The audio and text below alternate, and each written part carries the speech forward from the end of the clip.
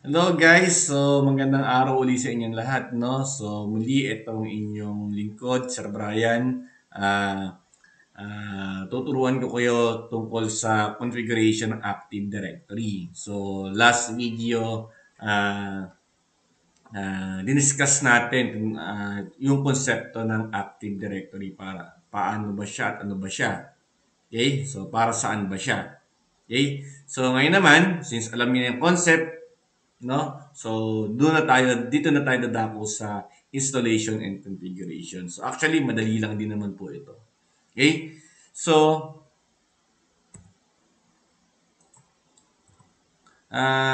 technical requirement, syempre, kailangan natin ng uh, para ma-configure natin, para ma-test natin, kailangan natin ng PC.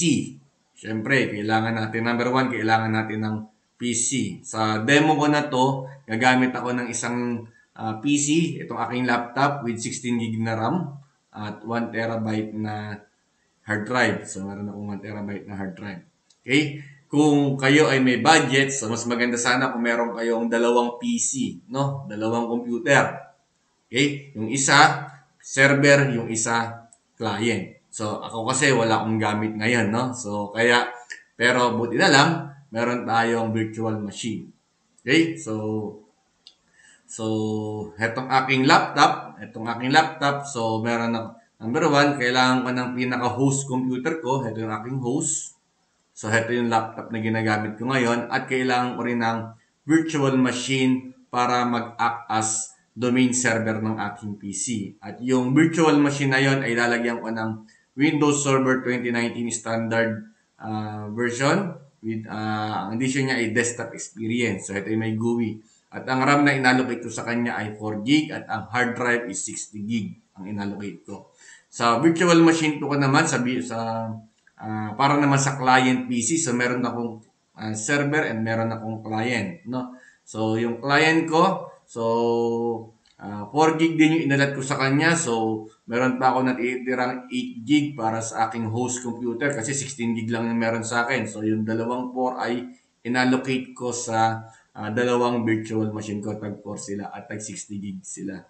Okay? Para mas maintindihan natin, ano ba yung virtual machine? So, ito yung aking laptop. So, meron tong naka i5 and 16 gig na RAM. Tapos, ito yung aking virtual machine. Ito yung dalawang meron akong dalawang computer sa loob ng aking computer. So, isang VM, isang Windows Server 2019, no, with 4 gig RAM, 4 gig RAM, at isang at naka 60 gig na HDD, virtual hard drive. So dito naka 4 gig din na RAM to, 4 gig RAM at naka 60 gig din na HDD. Okay? So at meron akong virtual switch kung saan meron akong virtual network sa loob ng aking computer. So makikita nyo etong Windows server na to, itong client PC na to, kasi ito yung magiging client natin.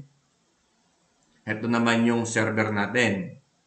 Okay? So, yung client na yan, so, magiging dependent siya dito sa server natin. Kasi, ang target natin, ma-manage natin itong client computer natin.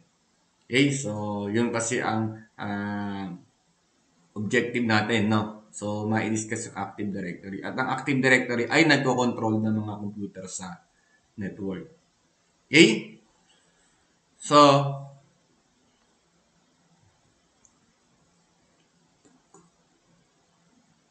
papakita ko na yung VM ko.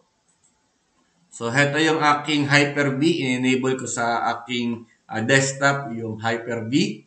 So, para makapag-create ako ng virtual machine dito sa aking computer. So, heto yung aking computer.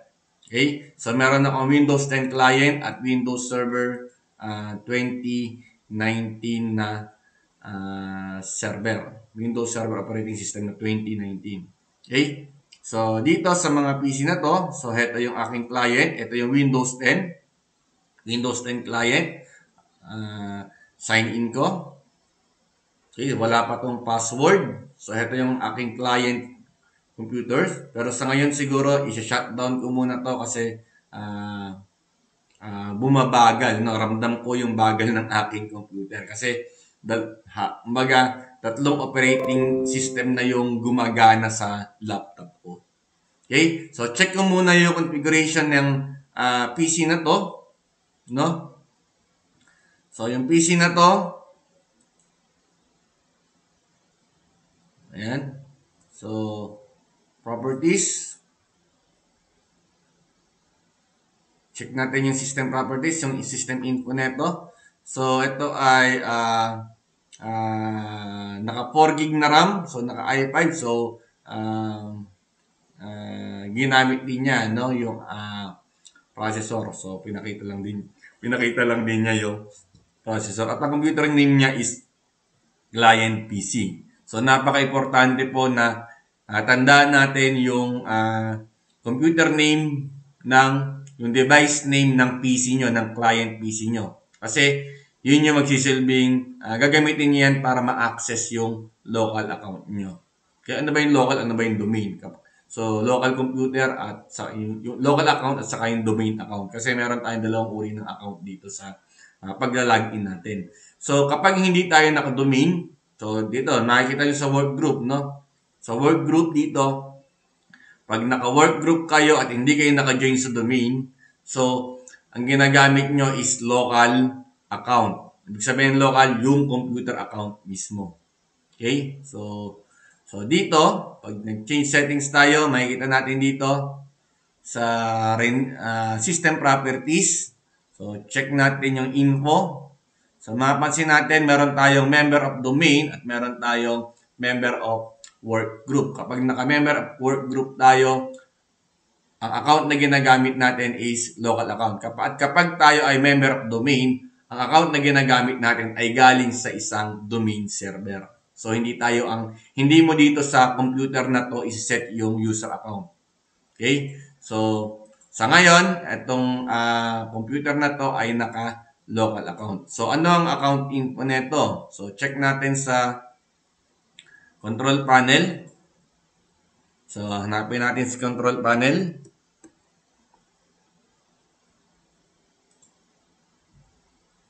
Ayan. So, then, user accounts. So, user accounts.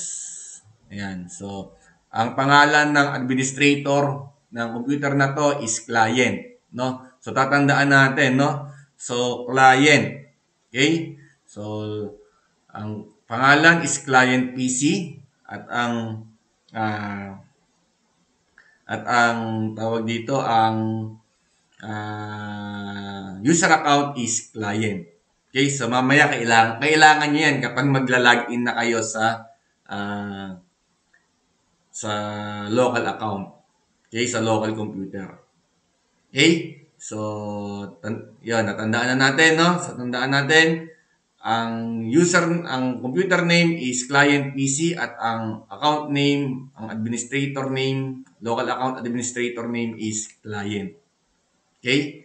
So, since okay na, so shutdown ko muna para close ko muna. So, shutdown ko muna uli. Shutdown ko muna to para bumilis-bilis naman yung aking laptop. So habang nag-shutdown to, lipat naman ako sa aking server na VM. Open ko.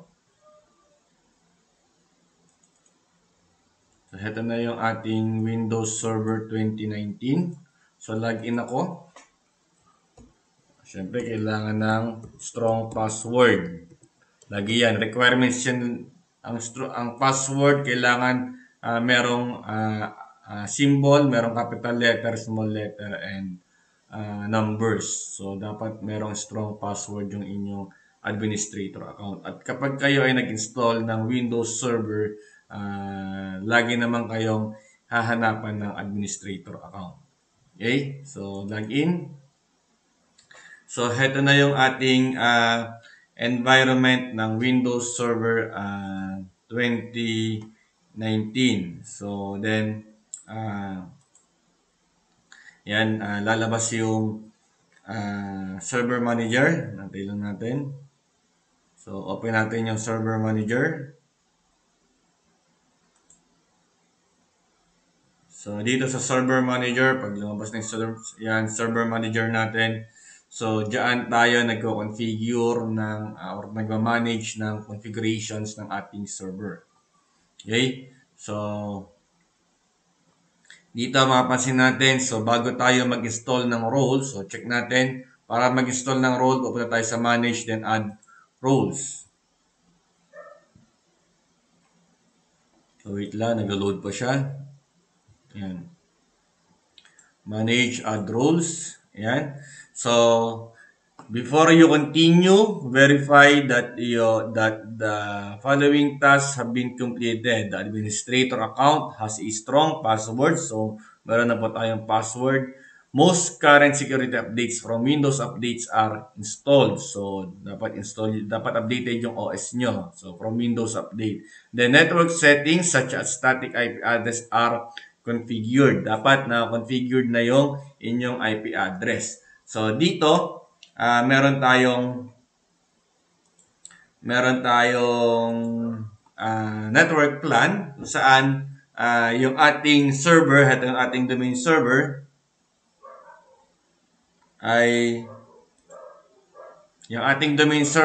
ay meron dalawang Ethernet port. So, merong Ethernet 3 at Ethernet 2. So, kapag chinek ko yung aking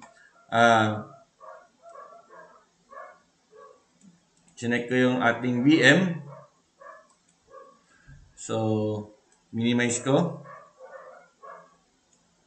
So, pag chinek natin yung ating VM, open network settings, tapos, dito tayo sa local server, para masanay na kayo, local server. So, sa local server, dyan yung makikita yung mga connected ports natin. So, kapag chinek natin, meron tayong Ethernet 2 at meron tayong Ethernet 3. So, dalawa yung LAN port netong aking machine. So, meron akong Ethernet 3 and Ethernet 2. So, ito po siya. So, itong Ethernet 3, siya yung connected sa aking internet. At itong network 2 ang gagamitin ko sa internal. Ano po ibig sabihin nun? So, dito, tayo sa presentation. So, dito, mapapansin natin, meron tayong internet. So, sa outside network natin, ang IP address nito is 192.168.15.150. So, ito yung configuration ng Ethernet 3, kaya ako ay nakaka-connect sa internet.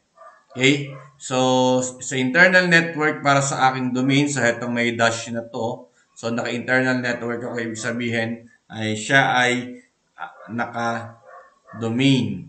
Okay? So, Ethernet 2. So, ang gagamiting network ng aking domain is 20.0. So, naka-20. Mapasin nyo 20. So, lahat ng aking mga domain computers, so domain client computers, so ang makukuha nilang IP ay from 101 to 200. Okay, so for example, meron pa tayong 100 computers dito, so marami tayong lalagyan ng IP at pare-pare sila ng subnet, gateway, and DNS. Kung mapansin nyo, ang gateway nila at ang DNS nila, ang ginagamit nilang IP is yung IP address netong ating domain server, which is 192.168.20.5. Okay? So, para makakonect sa internet, itong mga computers na to, so, dadaan siya kay server. So, lahat ng mga computers sa domain na to ay dadaan sa server bago makakonect sa internet. So, in this way, no-control ng server yung flow ng internet sa kanyang domain network. Okay? So, sa demo natin, isang server lang at saka isang client lang. Okay? So, kung gusto nyo mag-add, so sa huli, madali na po yan. Okay? Check natin to IP address ng Ethernet 3 natin. Details. So, 192.168.15.150. So, kaya nakakapag-internet ako kasi meron akong naka-configure yung IP address ko, no?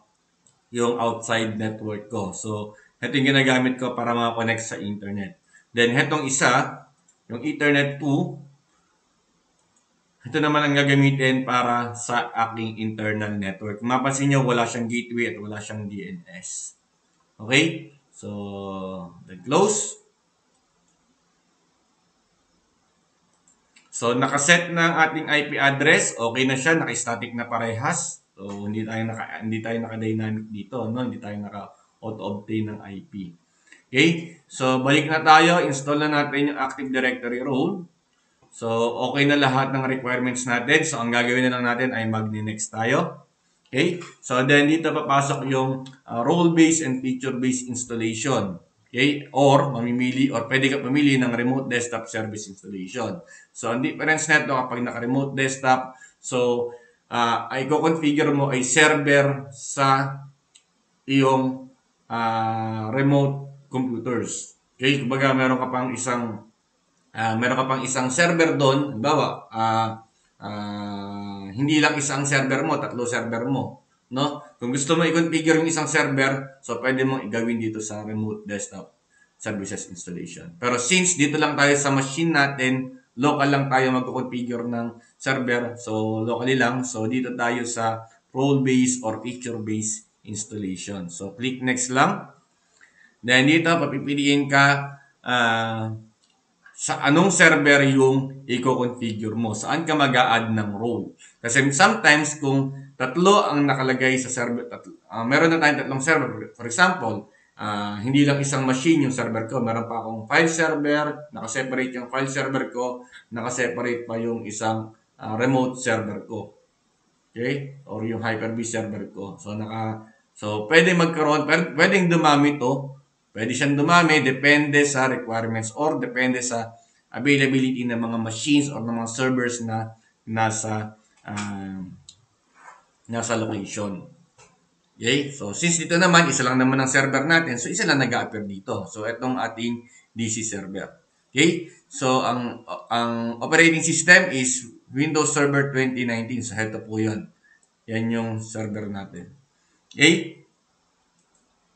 So, select natin to. So, ito na-detect na niya yung IP address. So, naka-static na siya.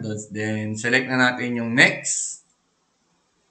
So, dito, pipiliin na natin. Siyempre, select na natin si DNS. Kailangan natin yan. Add features. At saka si Active Directory Domain Services. Add features natin. So, bakit kailangan nating i-add si DNS? Ano ba si DNS? Okay, ano ba si DNS? Ano ibig sabihin, ano pakahulugan natin sa DNS?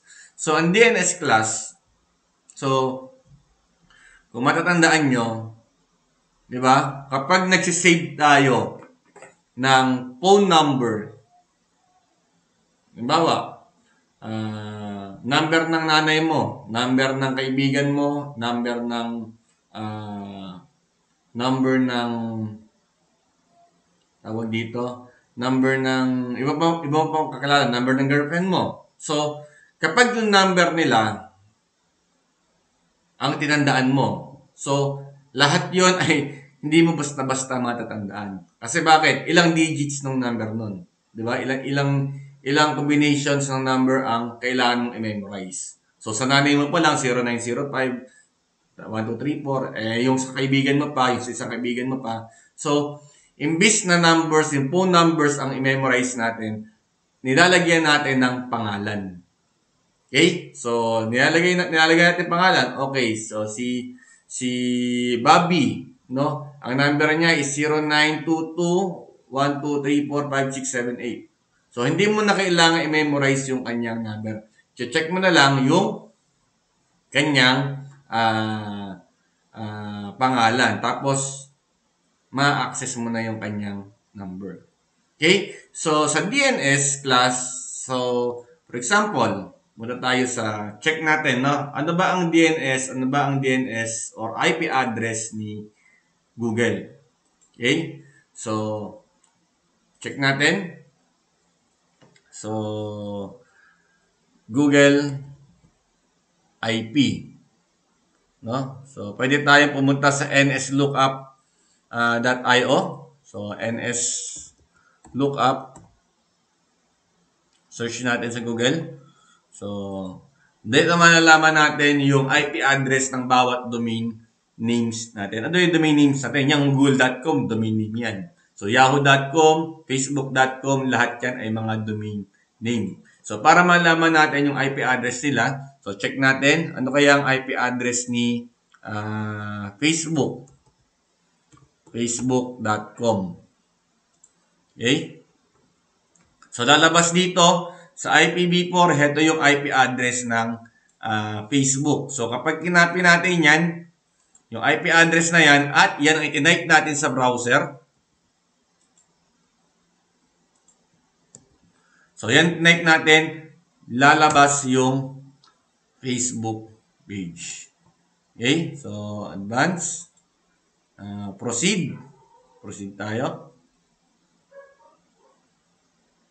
So, dito tayo sa login page ng Facebook. So, try naman natin yung ano ang IP address ni Google. So, find DNS records. So, ito ang Google IP address. So, kapag nilagay natin yan sa browser, lalabas ang google.com. Imagine kung ang kakabisaduhin natin para makapunta tayo sa google.com, kung walang DNS, ang itatype natin lagi is yung IP address, which is napakahirap i-memorize. Okay? So, dito kapag sinabing maptech.com, ang IP address is, balik tayo dito. So, pag sinabi nating maptech.com,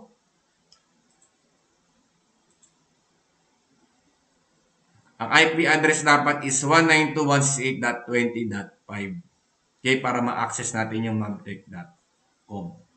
Okay, so ganun lang po siya. So, ang DNS, kino-convert niya yung IP address into a domain name. At ang domain name natin, ang gagamitin dito is maptech.com. Okay? So, balik tayo.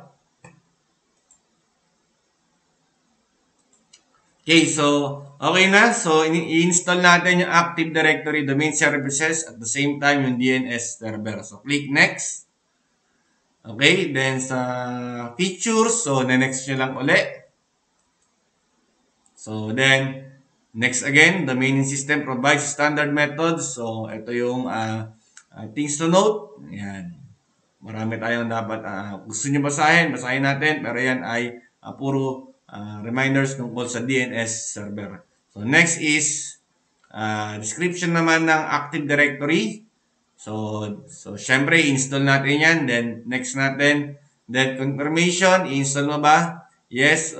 Kung kailangan i-restart, check mo to. Yes, syempre, kapag kasi nag-install kayo ng Active Directory, magre-restart po yung ating computer, yung ating server. So, install lang natin. So, antayin nyo lang, medyo matagal po yan. Okay, so ipapass forward na lang natin maya-maya para bumilis. Okay? Okay, so tapos na. So na-install na siya. So configuration required, installed succeeded on DC server. So close natin. Okay, so na-install na. So andito na si Active Directory and yung ating DNS. So, then may mag-a-appear sa notification area. So, kailangan mong i-promote itong server na to into a domain controller. So, kailangan natin siyang i-promote. Okay? So, yan. So, dito na tayo papasok ngayon. So, sa deployment configuration. Kasi kailangan natin i-deploy itong server natin as domain server. Okay, so kasi ito nga yung magko-control eh. So, sa deployment configuration, so tatanungin ka niya, select deployment operation. Anong klaseng deployment ba? So, forest ba? Or add new domain to an existing forest? Or domain controller to an existing domain? Okay? Ano po ba to? So, dito pumapasok yung 3. Ito naka 3. Ito ang naka forest. Then, ito yung new domain natin, yung add new forest. So, root domain. Okay? So, ano yung root domain class? No? So, dito tayo. Balik tayo sa explain muna natin tong domain trees and forest. Okay? So, bakit forest ang gagawin natin? Okay. So, dito sa domain class, ang domain, may papansin natin, ano ba ang difference ng domain, tree, at saka ng forest? Okay, so dito sa domain, dyan sa domain, makikita natin, meron tayong mga computer kung saan sila ay controlled ng domain controller. And ito yung ating domain controller na ginagamit. Okay? So, lahat tong mga users na to, so hindi sila, lahat ng mga computers na yan ay dependent dito sa ating domain controller. For example, may bago tayong employee, no? So, para maupo siya kay sales agent na computer, kailangan niya ng user account galing kay domain controller. Okay, so bibigyan siya ng password ni domain controller heto. Okay, at kapag umalis yung tao dito, pag umalis siya, so bibigyan siya ng panibagong account. Okay? So ang ibig sabihin ng domain natin, ang domain infrastructure natin, lahat ng mga computers ay dependent sa isang domain controller. Okay? Ano naman yung tree? Okay? So, sa tree class, so, meron tayong parent domain at meron tayong tinatawag na child domain. So, yung child domain, siya ay dependent dito kay parent domain. Kaya naging tree kasi meron na siyang mga child domain na tinatawag. Okay? For example, ako, hetong si Maptech, no? So, nagkaroon siya ng branch sa Cebu, nagkaroon siya ng branch sa Cebu at nagkaroon siya ng branch sa Davao. Okay? So, syempre, si administrator kasi nandito lang siya, no? Si sysadmin natin. So, yung pinaka-boss ng mga sysadmin. Ang layo ng Davao at saka ng Cebu. Anong gagawin? No? So, meron siyang tauhan doon. Merong sariling administrator doon. Okay? Ibang tao siya. Okay? I-configure nila yon para itong mga sysadmin na to, sila naman tutulong para i-manage naman yung sariling domain dito sa Davao at Cebu. Pero yung mga domain na yon ay connected sa ating root domain. So, nakaka-access sila sa resources netong root domain natin. At si administrator, kaya rin niyang i-manage yung mga computer dito remotely. Okay, ibibigyan lang sila ng access netong mga administrators natin. Okay, so kaya 3 ang tawag natin sa kanya. Meron ng child domain aside from root domain. Okay, so ano naman yung forest? So yung forest class, kaya sinabi natin forest kasi malawak na siya. Mas malawak na siya compare sa tree na tinatawag natin. Okay? So, sa forest class, meron tayong child domain at meron tayong dalawang child domain or pwedeng mas marami pa tayong child domain. At ito yung ating root domain.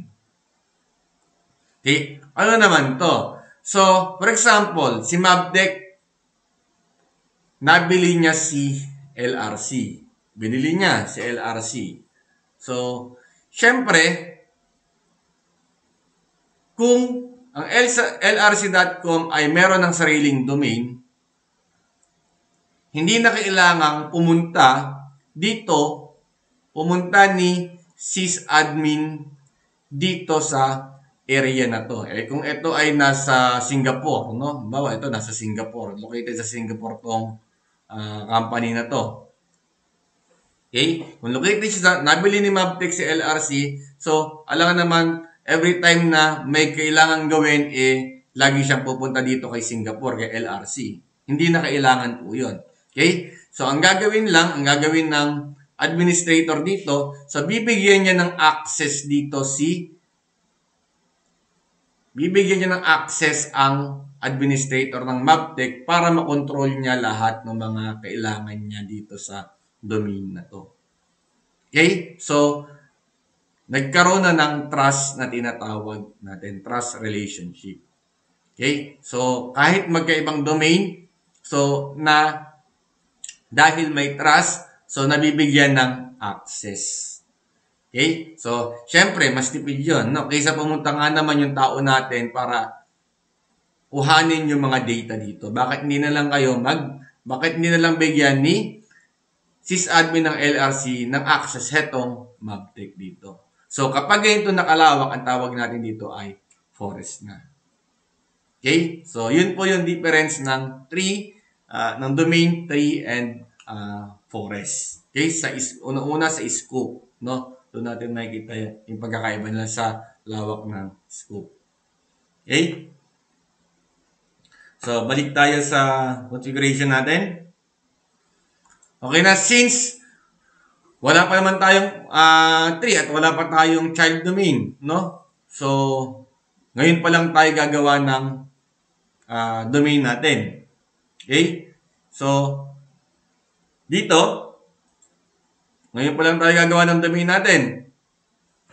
So, ang root domain natin, syempre, is mavtech.com. Okay? Mavtech.com. So, kasi ngayon pa lang naman siya gagawin. So, kaya, new forest muna tayo. Okay? So, doon kasi nasa basic pa lang naman tayo. So, new forest. So, susundan nyo lang ako. No? Sana meron kayong computer din para matest. So, meron kang 2 unit or 2 VM machine para masabayan nyo rin itong ginagawa kong configuration. Then, click next.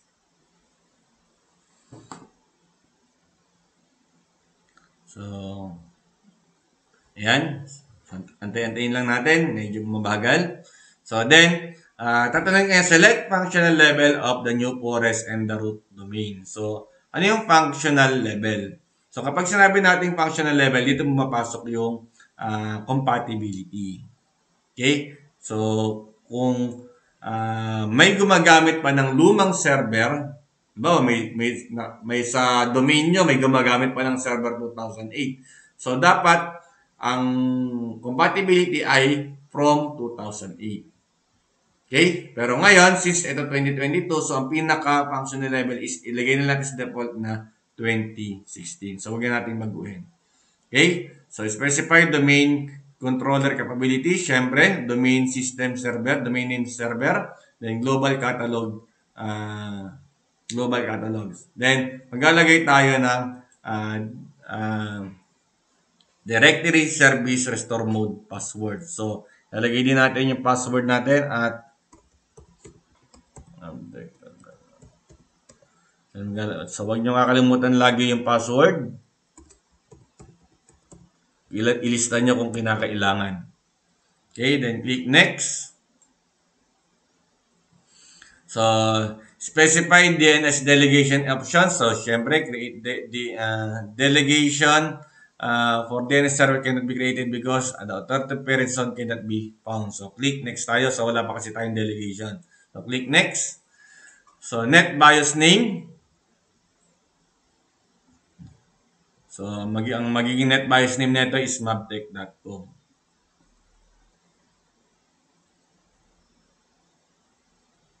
Okay. So, mavtech. Click next.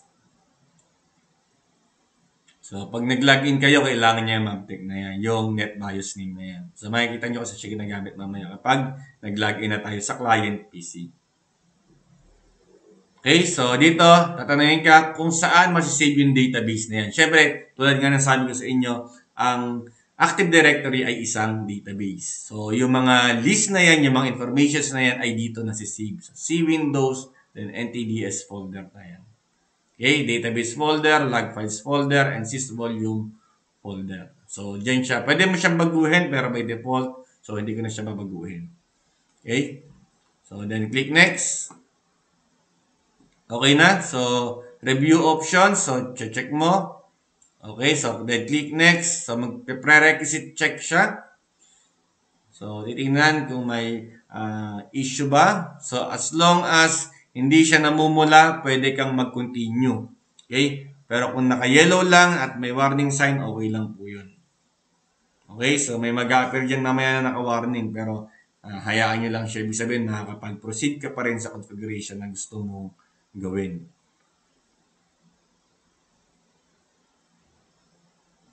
Okay? So, meron dyan. Check natin. Okay, wala naka-red. So, then, install na natin. So, install natin.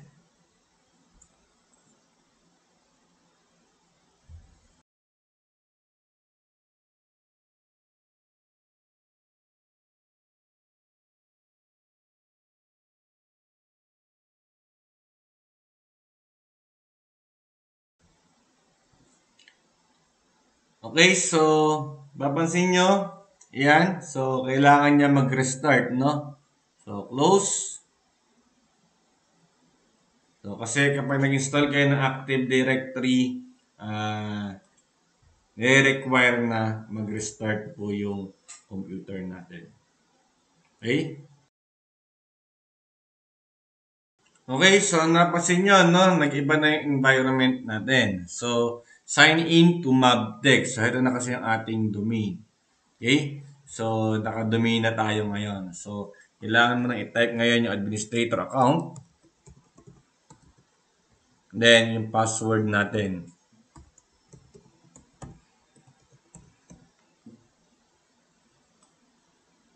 Okay, so login.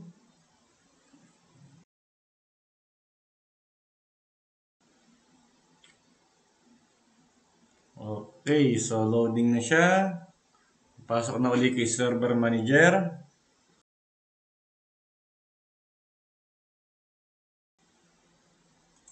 Okay, so makikita nyo. So nadagdagan na yung ating services dito sa left side. Meron na tayong ADDS or Active Directory Domain Services and DNS service.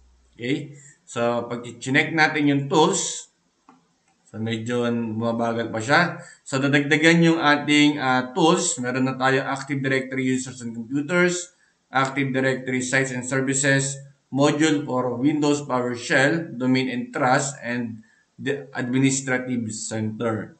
Okay, so may mga nadagdag na tayong tools dito. At the same time, meron na rin tayong DNS. Okay, so okay na. So, nakaset na tong ating Active Directory. So, pwede na tayong mag-add ng user. So, syempre, balik tayo dito sa requirements natin. Kailangan nating mag-add ng user. Kailangan maka-join.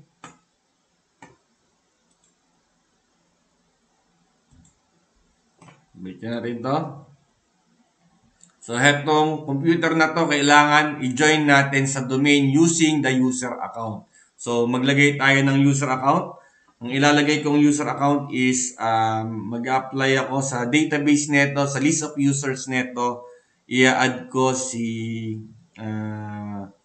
pangalanan ko na lang ng sales1 dash sales 01, no? At ang sales yan na sales. Ang password niya is user 01 at Mabtech. Capital na yung Mabtech.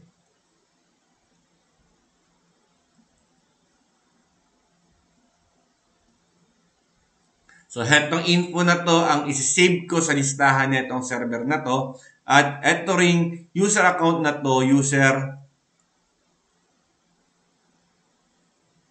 name and password. So, heto yung gagamitin nila. Heto yung gagamitin netong PC na to para maka-login sa domain sa domain natin sa mabtech.com. Okay? So, para gawin 'yon, pupunta tayo dito sa tools, then Active Directory users and computers. Okay? So dito, sa window na to, so meron tayong different menus. So pero dito na tayo pupunta sa maptech.com. Okay? Then mapapansin nyo, meron tayong users. So later on, i-discuss din natin yung sa susunod na video, i-discuss pa natin yung ibang folders dito. No? Pero dito, by default, sa users, may mga pre-configured user accounts na dito. Okay? So dito ka pwedeng mag-add ng user. So right-click mo sa user. Then, new. Then, user. Okay? New user. So, type mo ano pangalan niya. For example, siya ay si Bob. For example, si Bob siya. Bobby. Last name niya ay Jose.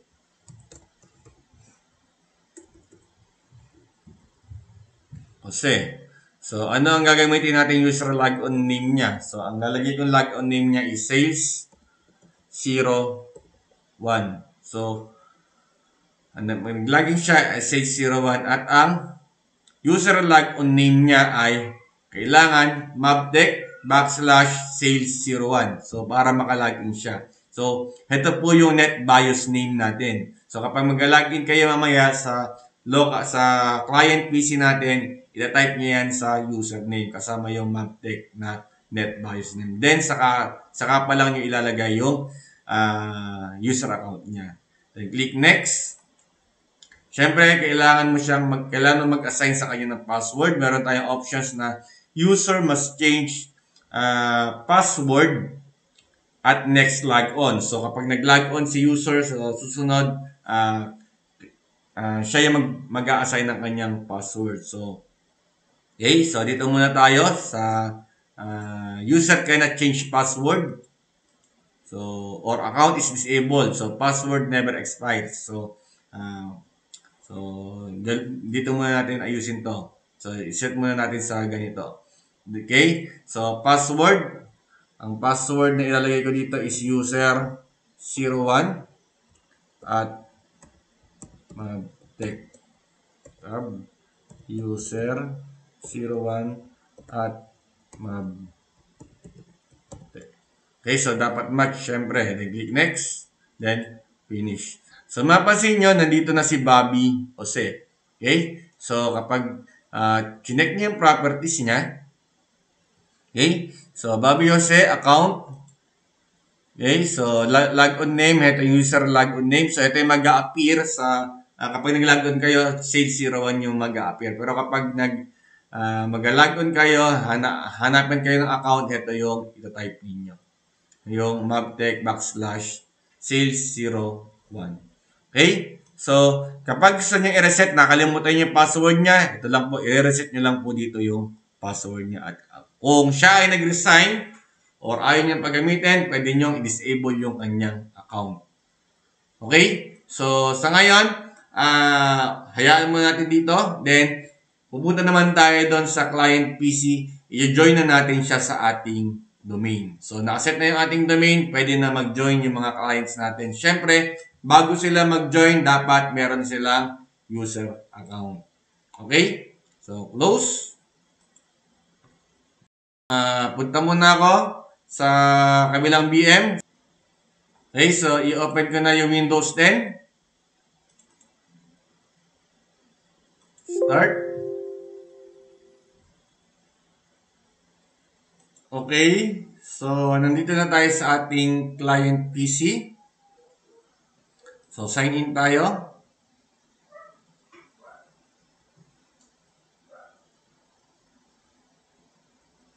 Okay, so yes lang natin.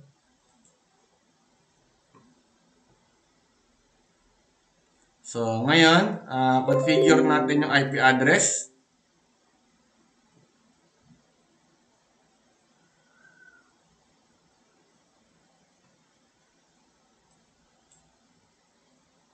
Kailangan ang IP address natin, ang check natin. Pakita natin.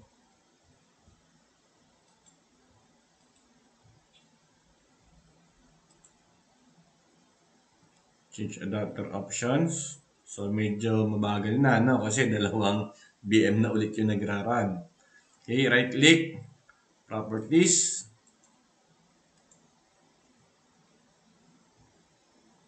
CRP, properties. Okay, so i-assign natin IP. So, sa IP pool natin kanina, so, ang gagamitin natin IP is 192.168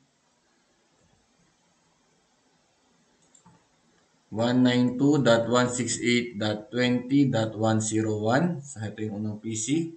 So, kasi ang IP pool ko kanina is 101 to 200, no? So, ang subnet mask is 255.255.0. Then, ang gateway natin is 192.168.20.5. Ito yung IP address ng server natin. Okay? At ang DNS server natin, preferred DNS server natin is yung IP address din ng domain server natin. Okay? 168.20.5. Then, okay? And close. So, nakaset na yung ating network.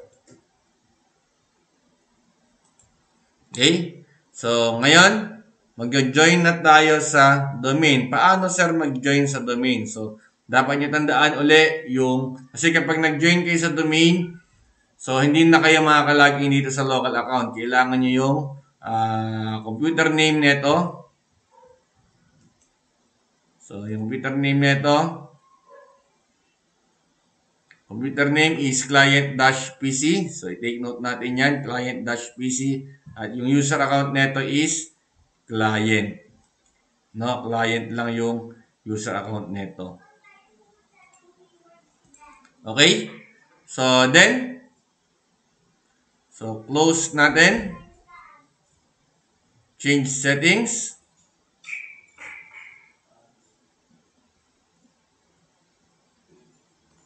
So, pag mag-join tayo sa domain, dito lang po tayo pupunta sa system options.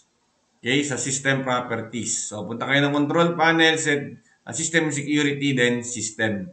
Okay? Or pwede kayong sa computer, right-click nyo lang, tapos properties. So, lalabas tong system information natin.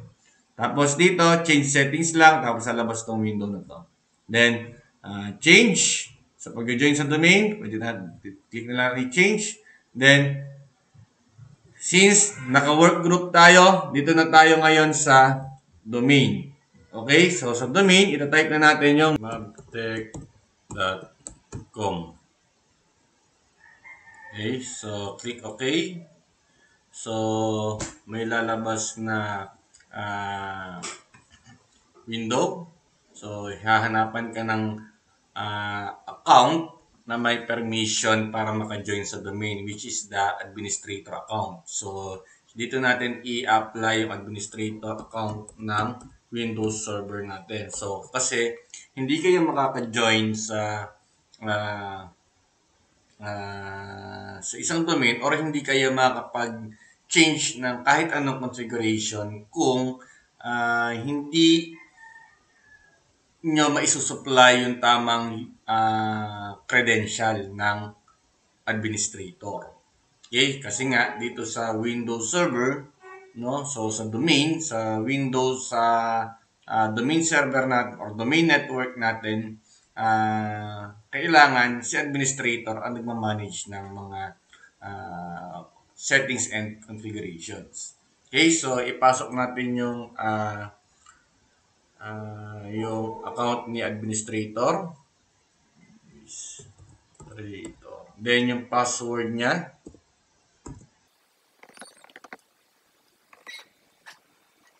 Click OK. So then, welcome to the mabtech.com domain. So, pwede na tayong nakapasok na tayo sa domain ng Mabtech. Okay, so okay natin. Siyempre, kapag nag-configure tayo sa system properties, so kailangan i-restart natin yung computer. Okay, change na computer name or nag-change ka ng work group. So, at kailangan mo mag-restart ng computer pagkatapos ng configurations na ginawa mo. Okay? So, okay. Close. Then, restart natin.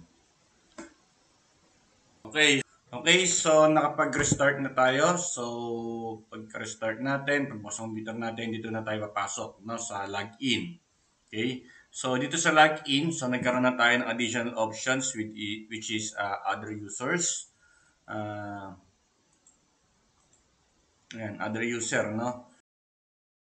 Para maka-login tayo sa domain, so dito tayo pupunta sa other user, then type na natin yung user account na ginawa natin, which is sales user account. Ito yung user account para kay Bobby Jose. Sorry. So, ilagay pala natin yung NetBIOS name. So, dito po natin ginagamit yung NetBIOS name, no, para maka-login tayo sa domain. So, actually, pwede nyo i-type yung mabtech.com / then yung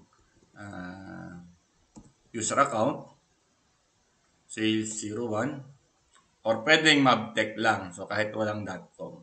Okay? So, then yung password user 01 at mabtech. Okay, then login. Okay, so makikita nyo si Bobby Jose, lumabas, nag-appear yung pangalan ni Bobby Jose. Okay? Then, gagawa siya ng sarili niyang profile. Ayan, so tulad na nakikita nyo, gumagawa siya ng sarili niyang profile. Okay, then makaka-sign in na po tayo. So, medyo antayin lang natin hanggang sa matapos yan.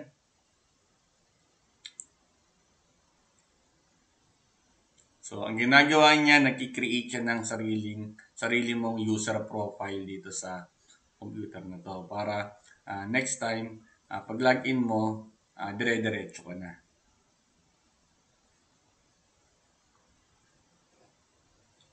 Almost there.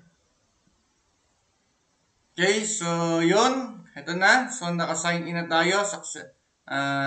Naka-sign in na tayo successfully sa ating client PC. So, ito yung Windows 10 client PC natin.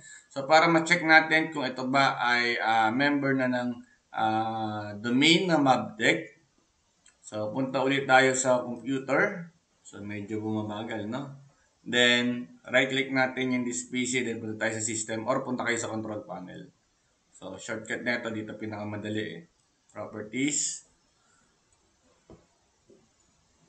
Then, makikita natin full computer name. So, clientpc.mabtech.com. Then, yung domain is mabtech.com. At ang ginagamit nating profile ay yung kay Bobby Jose. Sir, paano po kung nakalimutan yung password? So, nakalimutan ni Bobby Jose yung password niya, no? So, kasi hindi niya sinulat. Paano gagawin para makalogin siya? Okay? So, kanina, nung mag-sign out ulit ako, no? So, check ko.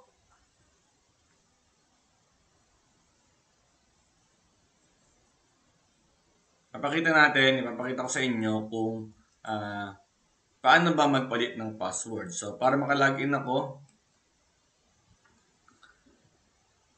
type ko lang yung password, user 01 at mabtech.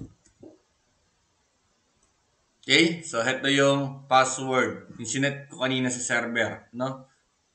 Para makalogin sa account ni Bobby Jose. Okay? So, nakaka-login tayo. Sir, paano kung yung password na yun ay nakalimutan po?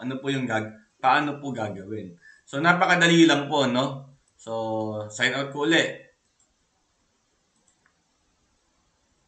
Sign out. Okay? So, dito, pag nag-type tayo ng incorrect password, no? So, yan password, no? Siyempre, hindi tayo makakapasok. Password is incorrect. Okay? So, kung nakalimutan ni Bobby Jose yung password niya, so ito yung sinasabi ko sa inyo, madali lang kasi kapag naka-domain tayo. So, balik tayo sa server natin.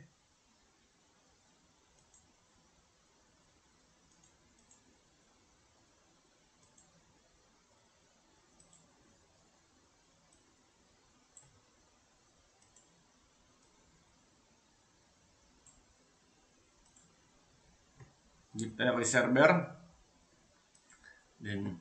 Then sa server manager, balik tayo kay Active Directory Users and Computers.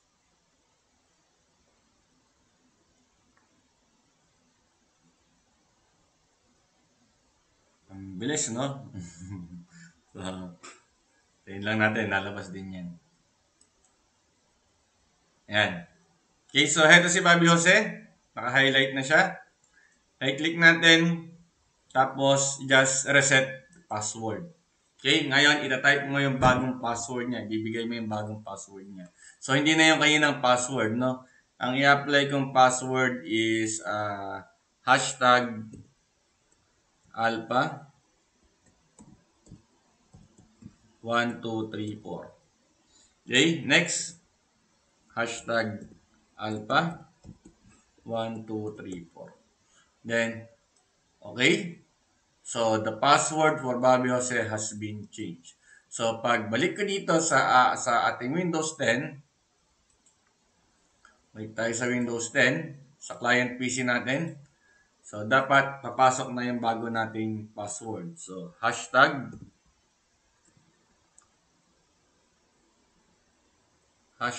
alpha 1234. Okay, so dapat ako ay makaka-login na. Okay? So, welcome. So, ganun lang po kadali reset ng password sa server. So, kaya, ang administrator, napakaginhawa ng trabaho kapag naka-domain or naka-set up yung network nila as domain. Okay, naka-domain network sila. Okay? So, yun po. So, I hope may natutunan kayo sa video na to. Okay? So domain joining, no? Imagine kung napakarami pang computer ang i-manage nyo. So, mas madali. Mas maaginhawa po sa inyo kapag kayo ay administrator na. No? So, or kung kayo ay kayo ang nag-manage ng computers ng mga computers sa company nyo, so mas mainam na i-domain nyo na yung network ninyo, yung computer infrastructure ninyo. Okay? Check naman natin kapag magbabago tayo ng configuration. So, ano ang nagbago dito sa configurations, no? So, dito baguhin natin yung configurations. Dito tayo ng control panel. So, halimbawa, palitan natin yung IP address, no? Baguhin natin yung IP address. So, ano kaya mangyayari? Okay? So, then, properties. So, mapapansin nyo, every time na magbabago kayo ng configuration or may gagawin kayo, no, na makaka-apekto or pwede magkaroon ng changes sa settings ng computer, hahanapan niya kayo ng credentials. Okay? So, yung credentials, yung account na may privilege para baguhin yung configuration. So, dito, bago kayo makapag change ng IP address, so, hahanapan niya kayo ng admin username and password. So, dapat administrator account. Okay? So, kung hindi mo yan alam, syempre, ang dapat na nakakaalam niyan is yung mga administrators lang. So, hindi natin yan ibinibigay sa mga end users natin, sa mga employees. So, tayong administrator lang ang dapat nakakaalam ng ating administrator account. So, kapag nalaman nila yan, pwede na nila baguhin yung mga settings or pwede sila magawa ng changes sa kanilang PC settings. Okay? So kapag hindi nila alam, focus lang nila. So kapag nagpalit ka ng background, check natin kung makapagpalit siya ng background. So, pwede, no? Pwede magpalit ng background. Pero, sa group policy, kapag in-apply natin yung group policy dito, pwede mo tong i-disable. Okay, so, papasok tayo sa group policy sa mga susunod pa na discussions natin. No? Pero, yung mga settings talaga dito na pwedeng maka-apekto sa performance or yan, pwede magkaroon ng impact sa usage na itong PC na to. So, hahanapan ka lagi niya ng administrator account. Okay? So, hanggang dito na lamang po ang aking video. Ay, hindi pa pala, no? So, sir, paano pala kung nakalimutan at gusto ko nang bumalik sa aking local account? No? So, local account. Kasi, hindi ka na makaano dito eh. Hindi ka makapagbago ng IP address dito. Hindi mo modify eh. So, paano gagawin mo? Paano ka unjoin sa network or paano ka mag-login sa local account mo, yung client kanina, no? Yung user account na client. So, mag-sign out ka lang.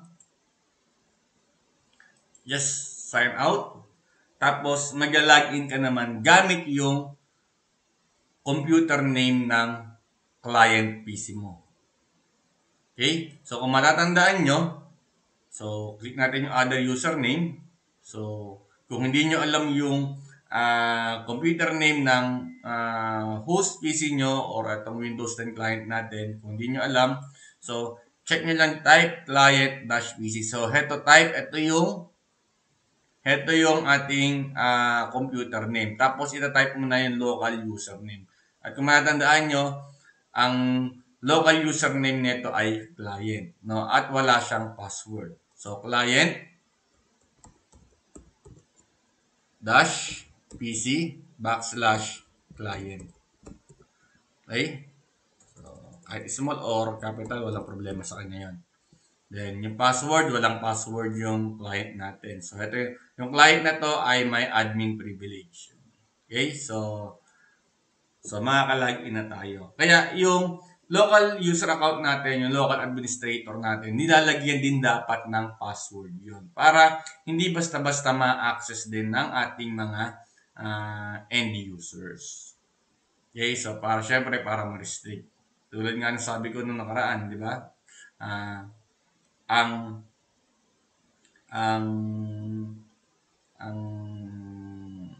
aim ng isang administrator kung bakit siya gumagamit ng domain server ay para i-lock yung mga computer clients. Ilalak niya, no? So, lalagyan niya ng restrictions lahat. Okay?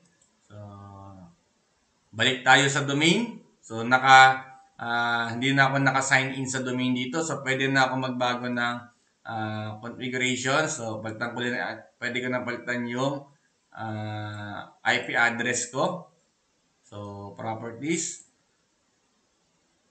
So, nakakapasok na ako, no? So, pwede ko nang ma-modify. Hindi kagaya kanina na nung naka-domain tayo. Hindi nyo basta-basta mababago yung configurations. Okay, so balik tayo sa domain. Sign out again.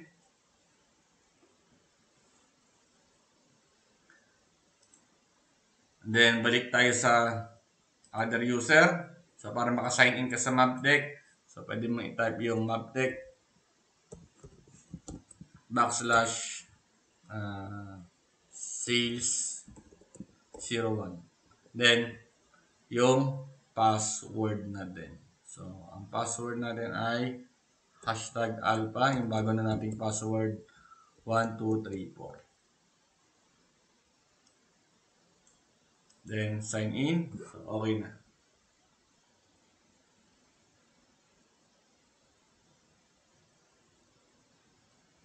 Iyan, no? So, naka-sign in na tayo again.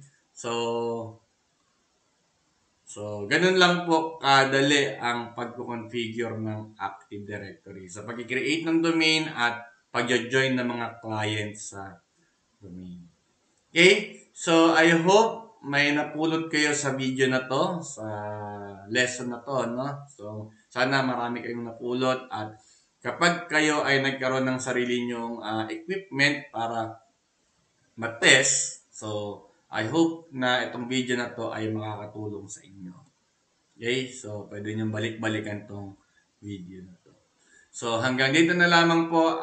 Maraming salamat muli sa inyo. No? Kita-kita ulit tayo sa susunod. Thank you.